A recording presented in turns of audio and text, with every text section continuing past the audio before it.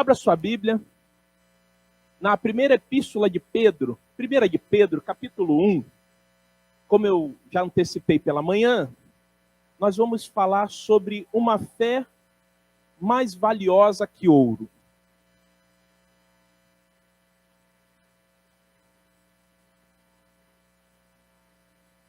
Primeira de Pedro, fica lá no finalzinho, perto de Apocalipse, né? Eu vou ler apenas 2 versos, e a partir desses 2 versos a gente vai extrair algumas lições valiosas, preciosas, sobre fé. 1 de Pedro, capítulo 1, verso 6 e verso 7. Diz assim: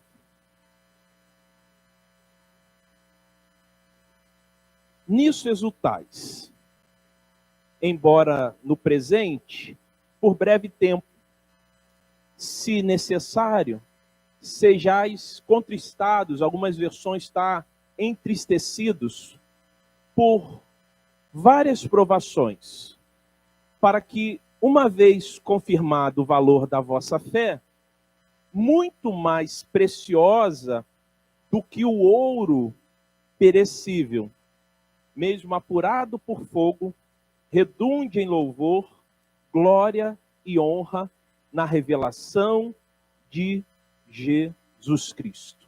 Que Deus abençoe e aplique a sua palavra a cada coração.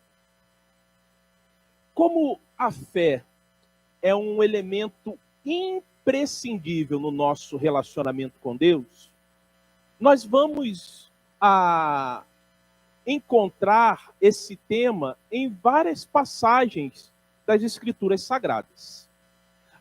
Por exemplo, quando a gente vai na Epístola aos Hebreus, está lá: sem fé é impossível agradar a Deus, pois é necessário que aquele que se aproxima de Deus creia que Ele existe e que se torna galardoador dos que o buscam. Também na Epístola aos Hebreus, a gente encontra a definição de fé. O que é fé? É certeza de coisas que se esperam, convicção de fatos que não se veem. E aí, há alguns domingos atrás, eu falei sobre uma fé madura. Usei a experiência de Ananias, Misael e Azarias, ou Sadraque, Mesaque e Abidnego, que talvez seja muito mais conhecido, né?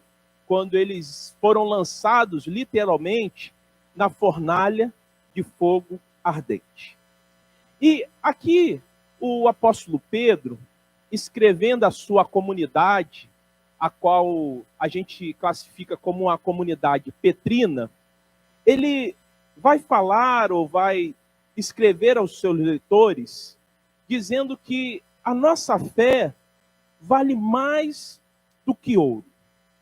E olha que o ouro, não apenas naquela época, mas ainda hoje, continua sendo um metal nobre. E a minha pergunta é: quanto vale a sua fé? Quanto vale a minha fé? Será que a minha fé é mais valiosa do que esse metal nobre, que é o ouro? Será que a sua fé é mais valiosa do que o ouro? Quando Pedro escreve essa epístola, ele escreve, dentre alguns objetivos, ele escreve com o objetivo de fortalecer os seus ouvintes, de animar os seus ouvintes. Os seus leitores estavam espalhados pelas 5 províncias romanas que ficavam numa região que hoje é ali localizado na Turquia, ou faz parte da Turquia. Os seus leitores, dentro em breve, começariam a ser perseguidos. Perseguidos por quê? Por professarem a fé em Cristo. A perseguição ainda estava velada, mas dentro em breve começaria a ser uma perseguição que não mais seria velada. E professar a fé em Cristo era literalmente correr risco de morte. E eles teriam que, então, fugir e seriam, então, os crentes da dispersão. E Pedro vai escrever com o objetivo de fortalecê-los, de animá-los, de poder falar a verdade, de que eles passariam por situações delicadas, eles enfrentariam sofrimentos e perseguições por professarem a fé em Cristo. E aí, queridos, como a nossa fé se torna mais valiosa do que o ouro? Porque eu acredito que vocês vão concordar comigo que não é de um dia para o outro, no estalar de dedos, assim como numa fé madura, que eu falei alguns domingos atrás, que a gente vai chegar a esse estágio. Acredito, e é nesse caminho que vou trilhar, que é um processo. E é preciso que venhamos a passar por alguns estágios para que a nossa fé se torne mais valiosa do que o ouro. E há uma palavra-chave aí, para que a nossa fé se torne mais valiosa do que o ouro. Se tem uma palavra-chave, é provação. Através das provações, a nossa fé há de se tornar mais valiosa do que o ouro. E aí, então, pensando nessas provações, vamos ver algumas derivações. Vejamos lá. Verso 6, a primeira lição aqui. Primeiro, através das provações, essas provações que são passageiras. No verso 6, Pedro vai dizer: nisso exultais, embora no presente por breve tempo. E aí continua, por várias provações. O que Pedro está querendo dizer aos seus leitores, ou dizer ao seu rebanho, tudo indica que Pedro estava distante, né? Pedro não estava próximo a eles e não tinha condições de encontrá-los rapidamente. Alguns vão dizer que Pedro estava em Roma, né? Estava bem distante, longe daquelas províncias que estavam ali na Turquia. É que não é pelo fato daqueles irmãos professarem a fé em Cristo, de seguirem a Cristo, que eles estariam isentos das provações. E essa palavra provação no grego é o peirasmo. Peirasmos pode ser teste, pode ser tentação ou pode ser provação. Mas quando a gente olha o contexto, tentação a gente descarta. Aqui está muito mais para a ideia de teste ou de provação. E aí, essas provações, que são por um breve tempo, elas são de ordem pedagógicas, porque elas trazem ensinamento e trazem crescimento. E essas provações também, elas são variadas. A ideia aí, no grego também, quando a gente faz uma exegese desse verso, é a mesma palavra que se usa no português para algo que é multicolorido. Então, as provações são de várias cores, ou a ideia de variadas. Aí você vai falar assim: pastor, então eu não quero uma fé mais valiosa do que o ouro, porque eu tenho que passar por provações. Bom, o caminho para que eu e você tenhamos uma fé mais valiosa do que o ouro passa pelas provações, que são de breve tempo. Mas ainda mais, fique tranquilo, ou não se desespere, talvez não seja a melhor palavra, fique tranquilo, né?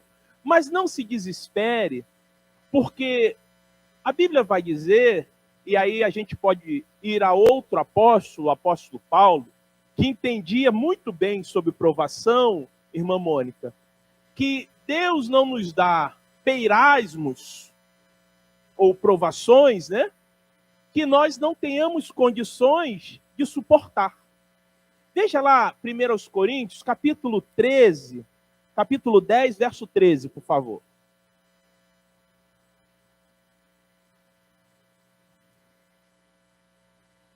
1 Coríntios, capítulo 10, verso 13. Por gentileza.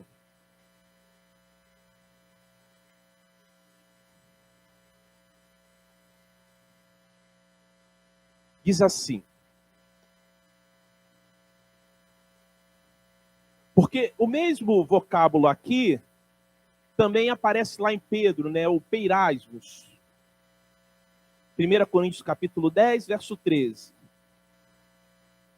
Não sobreveio a vocês provação, algumas versões está tentação, né? Que não fosse comum aos homens. E Deus é fiel. Ele não permitirá que vocês sejam tentados ou provados, além do que podem o quê? Suportar. Mas quando forem tentados, ele lhes providenciará um escape, para que o possam suportar. Ou seja, Deus sabe a medida certa.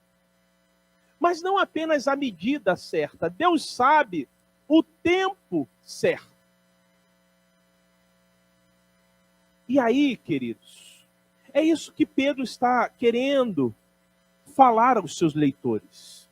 Ele, de forma muito específica, ele vai falar das perseguições, vai falar do sofrimento que os seus leitores iriam enfrentar.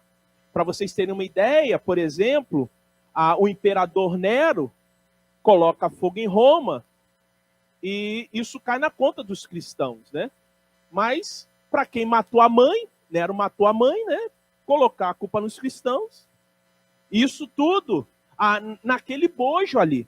E aí Nero disse que a culpa era dos cristãos. E a partir daí começa uma perseguição brutal aos cristãos. Mas o Pedro vai dizer que em meio às provações, nós devemos nos lembrar que elas são breves, elas são passageiras, mas elas são necessárias. Elas vão vir, elas são pedagógicas, elas são importantes. Eu não achei o autor dessa frase, mas alguém já disse o seguinte: quando Deus permite que seus filhos passem pela fornalha, ele mantém os olhos no relógio e a mão no termostato. Termostato é aquele dispositivo que tem geralmente na geladeira ou no forno, que a gente regula a temperatura, né? Então, quando Deus permite que seus filhos passem pela fornalha, ele mantém os olhos no relógio, porque ele sabe o tempo. E a mão no termostato, porque ele sabe até onde deve ir o fogo. Ele sabe até onde a gente aguenta, até quanto a gente pode suportar. A nossa fé se torna mais valiosa do que o ouro através das provações, que duram um breve tempo. Mas continuo. A nossa fé se torna mais valiosa do que o ouro através das provações, que o Pedro vai dizer que são dolorosas. Porque o Pedro vai dizer lá no verso 6, que sejais contristados, que sejais entristecidos. A ideia desse verso aqui é de dor ou de tristeza profunda. Em meio às provações, é normal, é natural ficarmos entristecidos. Por isso que somente o Senhor sabe até quando e quanto conseguiremos suportar. Vocês sabiam que Jesus também teve a sua fé provada? Hoje, na nossa escola bíblica, nós estudamos aquela passagem de Jesus no Getsemane, né? E aí, veja lá, Mateus 26, verso 37. Porque o mesmo vocábulo que está em Mateus 26, 37, que fala que Jesus se entristeceu, é o mesmo vocábulo que Pedro usa aqui para contristado, ou algumas versões, entristecido. Mateus 26, verso 37, por favor.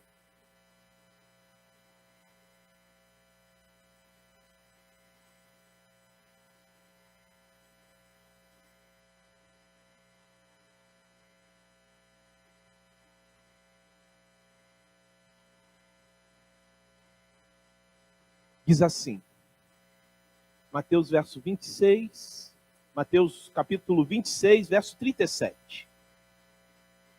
Quando Jesus está ali naquela situação em que dentro em breve seria traído, preso, condenado e crucificado, diz lá o texto, e levando consigo a Pedro e aos 2 filhos de Zebedeu, começou-se a entristecer-se e a angustiar-se.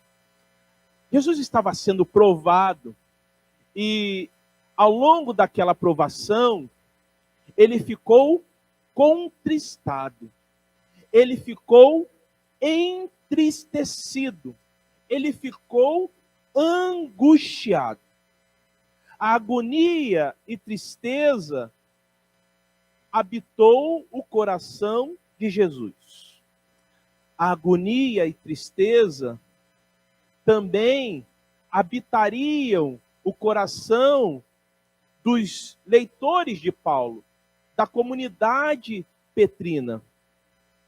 A agonia e tristeza dos seguidores de Jesus será breve. Quando somos provados e através das provações que são breves, mas são dolorosas. Mas pense bem, as provações que são breves, ao passo que a sua recompensa será eterna. A provação, a tristeza é breve, mas a recompensa é eterna. Apesar de serem dolorosas, as provações contribuem para que a minha fé se torne mais valiosa do que o ouro. Mas quero lhe dizer que a minha fé só se torna mais valiosa do que o ouro através das provações, que são breves, mas também que são dolorosas. Mas continue olhando aqui para o texto, olhando para que Pedro escreve à sua comunidade. É muito interessante que ele vai dizer no verso 7, que através das provações é que somos purificados.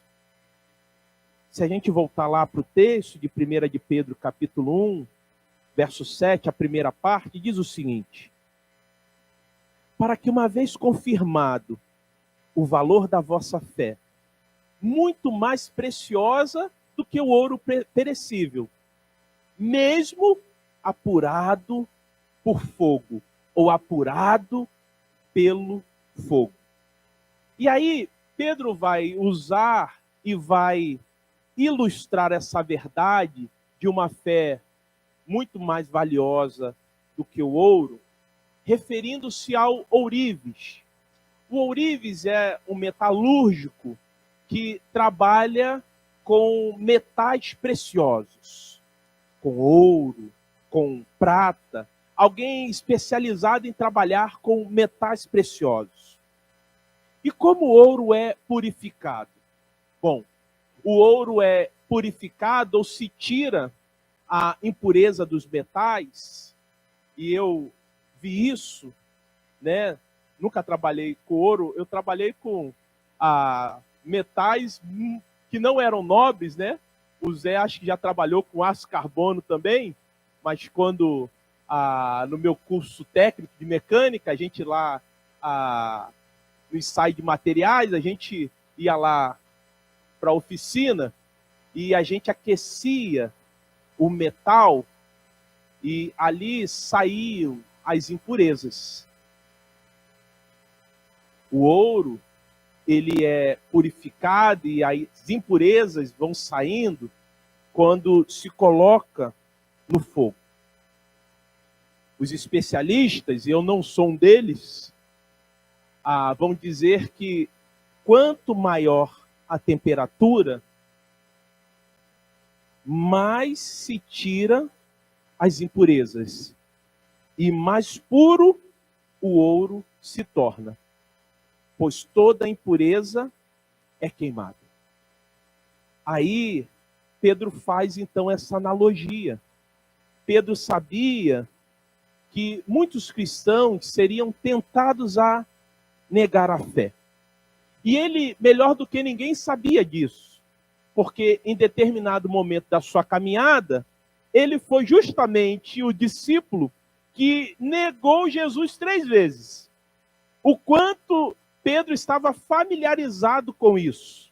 O quanto Pedro sabia que era muito fácil negar a Jesus. Por isso que ele vai alertar com conhecimento de causa. Por isso que ele vai dizer, olha, vocês serão provados. Vocês passarão ali pelo fogo para tirar toda a impureza. E ao longo da história, a gente vai encontrar homens de Deus que, através das provações, eles foram purificados. Quer ver? Ou permita-me citar alguns. O apóstolo Paulo foi através do espinho da carne que foi purificado. Ele entendeu que a graça do Senhor bastava, porque quando ele era fraco, então ele se tornava forte. Quer ver um outro? José do Egito, aquele menino mimado, filhinho do papai, o quanto foi purificado até se tornar um grande estadista, até se tornar ali o tutor da sua família, o cuidador da sua família, um homem extremamente usado para não apenas salvar a sua família, mas o seu povo. Mas tudo que José passou, literalmente, foi lançado no fundo do poço. Davi, aquele menininho que cuidava de ovelhas, aquele ruivinho, até se tornar um homem segundo o coração de Deus. Diante de tudo que passou e diante de tudo que enfrentou, literalmente com a maluquice de Saul, foi provado, mas foi aprovado. Porque a aprovação, ela visa a aprovação. A aprovação, ela visa a aprovação. Paulo, José, Davi e outros mais, eles foram depurados pelas provações. Foram as provações que tiraram as impurezas. A fé de Pedro, por exemplo, no início era uma fé vacilante. Ele não começou bem, mas no seu processo de depuração foi provado e aprovado. A tradição vai dizer que esse Pedro que negou a Jesus 3 vezes vai ser o mesmo Pedro que, pela fé em Jesus, por amor a Jesus, vai morrer crucificado. E ainda mais, se achando tão indigno de morrer igual a Jesus, vai pedir para ser crucificado de cabeça para baixo. O mesmo Pedro que havia negado a Jesus 3 vezes. A fé provada, em comparação com ouro, ela é muito mais preciosa. O ouro, além de não durar eternamente, ele pode ser roubado, ele pode ser perdido. A fé, por outro lado, garante o acesso a uma herança que não pode ser roubada, que não pode ser perdida e que é eterna. E que nos garante vida eterna. Uma fé mais valiosa que o ouro resiste ao fogo purificador do Senhor. A comunidade petrina começava a se dispersar pelo mundo por causa da perseguição que assumia a forma de calúnia e de intervenções policiais. Por isso, eles precisavam desenvolver uma fé mais valiosa do que o ouro. Mas para isso, eles precisavam entender que através das provações, eles iriam desenvolver essa fé. E essas provações, que são passageiras, são breves, são pedagógicas, são variadas. Através das provações que são dolorosas, que nos deixam contristados, entristecidos, através das provações que devemos ficar firmes, mesmo quando estamos passando no fogo purificador do Senhor. Quero finalizar dizendo que o cristão, ele é salvo pela fé. Somos salvos pela fé. Efésios 2:8 vai dizer que pela graça sois salvos, mediante a fé. Isso não vem de vós, é dom de Deus. Salvação somente pela fé. Mas continuo. Vivemos pela fé. Gálatas 2:20. Paulo vai dizer: logo já não sou eu quem vive, mas Cristo vive em mim. E esse viver que agora vivo, esse viver que agora tenho na carne, vivo pela fé no Filho de Deus, que me amou e a si mesmo se entregou por mim. O cristão é salvo pela fé, ele vive pela fé e ele anda de fé em fé. 2 Coríntios, capítulo 5, verso 7. Visto que andamos por fé e não pelo que vemos. Quem tem uma fé mais valiosa que o ouro, aprendeu a descansar no poder de Deus. Quem tem uma fé mais valiosa do que o ouro, aprendeu a descansar no poder de Deus. E aí, queridos, que consolação tem meu coração descansando no poder de Deus. Ele tem prazer em me proteger, descansando no poder de Deus.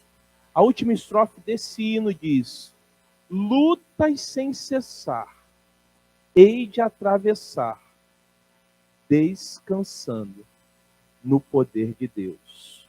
Não me deixará, mas me susterá, descansando no poder de Deus.